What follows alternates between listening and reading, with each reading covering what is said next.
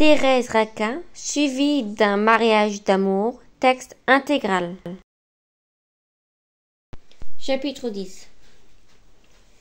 Près de 3 semaines se passèrent. Laurent revenait à la boutique tous les soirs. Il paraissait las, comme malade. Un léger cercle bleuâtre entourait ses yeux.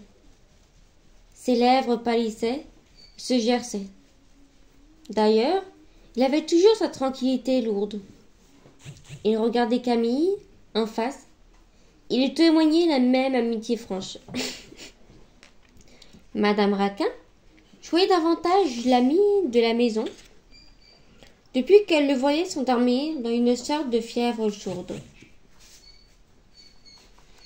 Thérèse avait repris son visage muet et rechigné. Elle était plus immobile, plus impénétrable, plus paisible que jamais. Il semblait que Laurent n'existât pas pour elle. Elle le regardait à peine, lui adressait des rares paroles, le traitait comme une indifférence parfaite. Madame Raquin, dont la bonté souffrait de cette attitude, disait parfois au jeune homme: « Ne fais pas attention à la froideur de ma nièce. Je la connais. Son visage paraît froid, mais son cœur est chaud de toutes les tendresses et de tous les dévouements. » Les deux amants n'avaient plus de rendez-vous depuis la soirée de la rue Saint-Victor. Ils ne s'étaient plus rencontrés seul à seul.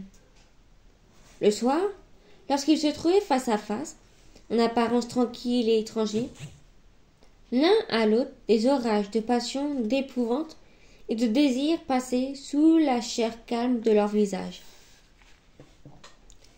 Il y avait en Thérèse des emportements de lâcheté, de raillerie cruelle. Il y avait dans Laurent des brutalités sombres, des indécisions poignantes. Eux-mêmes n'osaient regarder au fond de leur être, au fond de cette fièvre trouble qui emplissait leur cerveau d'une sorte de vapeur épaisse et âcre. Quand ils pouvaient, derrière une porte, sans parler, ils se serraient les mains et se les brisaient. Sin étreinte rude et courte. Ils auraient voulu, mutuellement, emporter des lambeaux de leur chair, collés à leurs doigts. Ils n'avaient plus que ces serrements de main pour apaiser leurs désirs. Ils y mettaient tout leur corps. Ils ne se demandaient rien autre chose. Ils attendaient.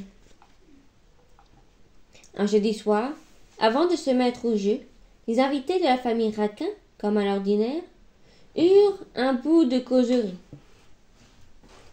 Un des grands sujets de conversation était de parler du vieux Michaud, de ses anciennes fonctions, de le questionner sur les étranges et sinistres aventures auxquelles il avait dû être mêlé. Alors Grévette et Camille écoutaient les histoires du commissaire de police avec la face effrayée et béante, les petits enfants qui attendent Barbe Bleue ou le petit Boussé. Cela les terrifiait et les amusait. Ce jour-là, Michaud, qui venait de rencontrer un horrible assassinat, dont les détails avaient fait frissonner son auditoire, ajouta en hochant la tête: « Et l'on ne sait pas tout, que des crimes restent inconnus, que d'assassins échappent à la justice des hommes. » « Comment ?» dit Grévette, étonné. « Vous croyez qu'il y a comme ça dans la rue des canailles qui ont assassiné, qu'on n'arrête pas ?» Olivier se mit à sourire d'un air de dédain. « Mon cher monsieur, répondit-il de sa voix cassante, si on ne les arrête pas, c'est qu'on ignore qu'ils sont assassins. » Ce raisonnement ne parut pas convaincre Grévette. Camille vient à son secours. « Moi, je suis l'avis de monsieur Grévette, dit-il avec une importance bête. J'ai besoin de croire que la police est bien faite et que je ne côtoierai jamais un meurtrier sur un trottoir. » Olivier vit une attaque personnelle dans ses paroles. « Certainement. La police est bien faite, dit-il d'un ton vexé. Mais nous ne pouvons pourtant pas faire l'impossible. Il y a des scélérats qui ont appris le crime à l'école du diable. Ils échapperaient à Dieu lui-même. N'est-ce pas, mon père? Oui, oui, appuya le vieux Michaud. Ainsi, lorsque j'étais à Vernon, vous vous souvenez peut-être de cela, madame Raquin? On assassina un roulier sur la grande route. Le cadavre fut trouvé coupé en morceaux au fond d'un fossé. Jamais on n'a pu mettre la main sur le coupable. Il vit peut-être encore aujourd'hui. Il est peut-être notre voisin. Et peut-être M. Grivette va-t-il le rencontrer en rentrant chez lui. Grivette devint pâle comme un linge. Il n'osait tourner la tête. Il croyait que l'assassin du roulier était derrière lui. D'ailleurs, il était enchanté d'avoir peur. Eh bien, non, balbuta-t-il, sans trop savoir ce qu'il disait. Eh bien, non, ne devais pas croire cela. Moi aussi, je sais une histoire. Il y avait une fois une servante qui fut mise en prison pour avoir volé à ses maîtres un couvert d'argent. 2 mois après, comme on abattait un arbre, on trouva le couvert dans un nid de pie. C'était Neupi qui était la voleuse. On relâcha la servante. Vous voyez bien que les coupables sont toujours punis. Grivette était triomphant. Olivier ricanait. Alors, dit-il, on a mis la pie en prison? Ce n'est pas cela que M. Grivette a voulu dire, reprit Camille, fâché de voir tourner son chef en ridicule. Mère, donne-nous le jeu de domino.